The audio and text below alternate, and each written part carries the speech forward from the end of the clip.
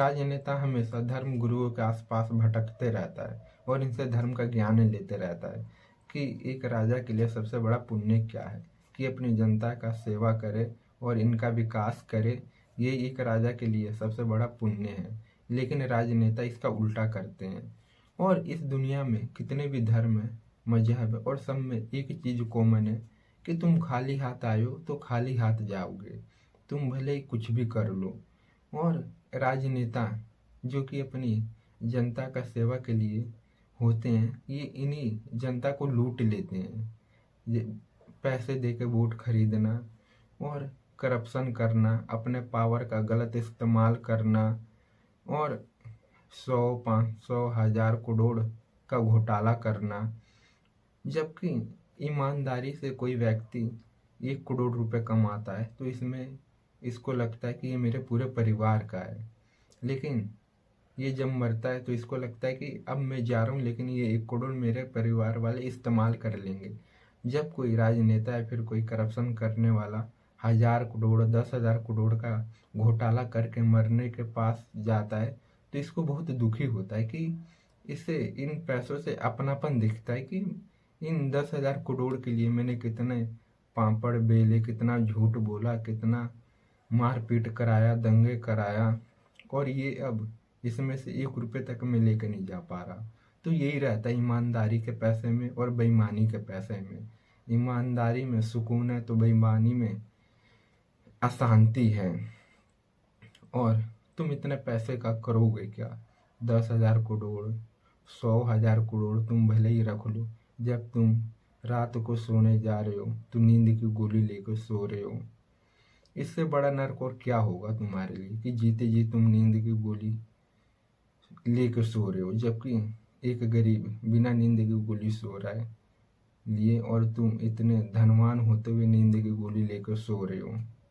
ये तुम्हारा अहंकार है कि मैं बहुत अमीर हूँ, लेकिन तुम बहुत गरीब हो कि एक नींद की गोली लेके तुम सोने की कोशिश कर रहे हो और तुम्हें नींद नहीं आ रहा, लेकिन तुम फिर भी नींद की गोली खा खा के सो रहे हो।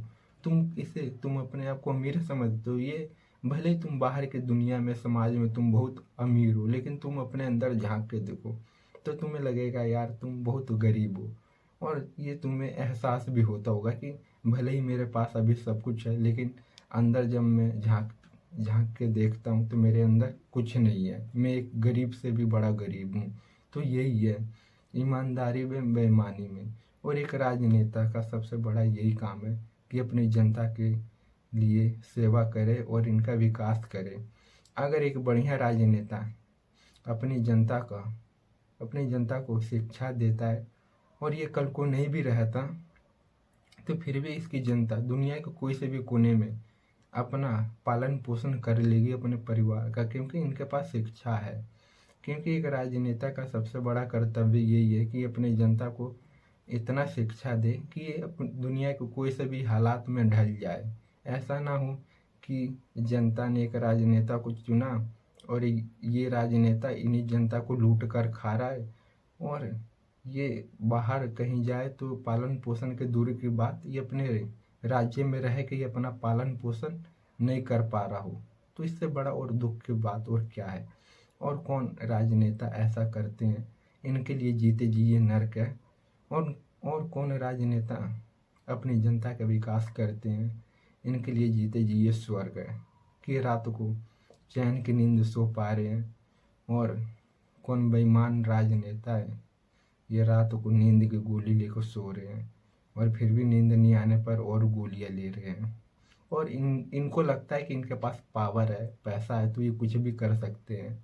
लेकिन एक समय ऐसा आता है जब इनका ना पावर काम आता है, ना पैसा काम आता है, ना इनकी ये पद काम आता है।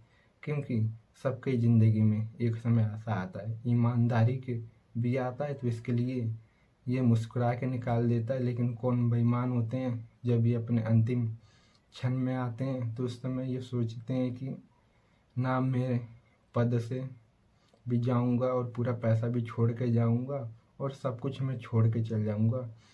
कौन जिसके लिए मैंने इतने पापड़ बेले, इतने हत्याएं कराए, दंगे कराए और 10,000 करोड़, 100,000 करोड़ में जमा करा और इनमें से मैं कुछ भी नहीं लेके जा पाऊँगा। तो इनसे बड़ी और दुख की बात और है क्या। और ये बहुत दुखी भी होते हैं कि मैं इतना सारा कुछ करा, इतने पापड़ बेल के हत्याएं करके, और लास्ट में मैं कुछ भी नहीं लेके जा पा रहा। तो ये बहुत अशांति इनके अंदर रहता है। और कौन ईमानदारी से करे रहते हैं तो इनको पहले ही लगता है कि मैं अपने परिवार के लिए कर रहा हूँ, अब मैं जा रहा हूँ तो कोई नहीं, मेरा परिवार है तो अब मेरा परिवार इसको भोग लेगा। लेकिन बेईमानी में ये अपने परिवार को भी नहीं देखता, ये सिर्फ अपने आप को देखता है। तो इसलिए बहुत दुखी होता है, इसको अपने पैसों से अपनापन जुड़ जाता है कि अब मैं इसे छोड़ के जा रहा हूँ। तो ये इनके लिए बहुत दुख का कारण बन जाता है। और मैं ऐसा इसलिए बोल रहा हूँ कि इस दुनिया पर कितने भी धर्म है, कोई से भी धर्मों में ये नहीं लिखा हुआ है कि एक राजनेता बेईमान बने, ऐसा करे। सब धर्मों का यही कहना है कि एक राजनेता का सबसे बड़ा पुण्य यही है कि अपनी प्रजा का सेवा करे और ये इनका विकास करे, क्योंकि जनता ने विश्वास करके इन्हें चुना है। लेकिन अभी के समय में इसका उल्टा हो रहा है। तो ये अभी उल्टा हो रहा है तो बाद में या अभी सही भी होगा, क्योंकि जब लोग जागेंगे राजनेता तो इन्हें अंदर से खुद एहसास होगा कि आखिर में इतना ब्लैक मनी से, करप्शन से इतना सारा पैसा, करोड़ों रुपए जमा तो कर लिया, लेकिन मेरे बच्चे ऐसे हैं, किसी के हाथ नहीं है, किसी का पैर नहीं है, मेरे बच्चे इसका इस्तेमाल नहीं कर पा रहे, मेरे बच्चों पे दिमाग नहीं है। लेकिन ये एक गरीब का बच्चा है जिसके पास 1 लाख रुपये है, तो इसके बच्चे इतने होनहार हैं, लेकिन मेरे पास 100 करोड़ से ज़्यादा है तो मेरे बच्चे नालायक है। तो फिर ये धीरे धीरे समझेंगे, तो ये जागेंगे, तो ये बहुत अपने आप को समझ पाएंगे। क्योंकि और ये समझना आज नहीं तो कल निश्चित है। तो इसलिए, और तुमने मेरी बात इतने ध्यान से सुने इसके लिए धन्यवाद। और मेरा मकसद ये नहीं है कि किसी को भी गलत या सही लेकर, मेरा मकसद यही है कि मेरा जो अनुभव है मैं आपको बताए, ये नहीं कि गलत या सही को लेकर बताए, मैं अपना अनुभव बताए कि मेरा ऐसा अनुभव है कि एक ज़िंदगी में अगर कोई राजनेता बना है तो इससे बड़ा खुशी की बात और कोई नहीं है। क्योंकि ये पूरी प्रजा और राज्य की मतलब संकट कष्ट दूर कर सकता है, और ये इसे और बढ़ाता है, तो फिर ये इससे बड़ी दुख की बात है भी नहीं। इसलिए मैं अपना अनुभव आप लोगों को बताया। और मेरा अनुभव कोई सा भी गलत को लेकर या सही को लेकर नहीं होता। मेरा अनुभव होता है कि मतलब जो मुझे बीच धारा में लगता है कि ऐसा होना चाहिए, या फिर मेरे होने से ऐसा होगा तो नहीं, लेकिन अगर कोई एक व्यक्ति भी सुनकर इसे समझकर जानता है तो यही मेरे लिए बहुत है। और कोई राजनेता सुनकर ऐसा करता है तो ये तो मेरे लिए और बहुत बड़ी बात हो जाएगी। तो बस मेरा यही बात है। और एक बार फिर मेरी इतने ध्यान से बात सुनने के लिए धन्यवाद।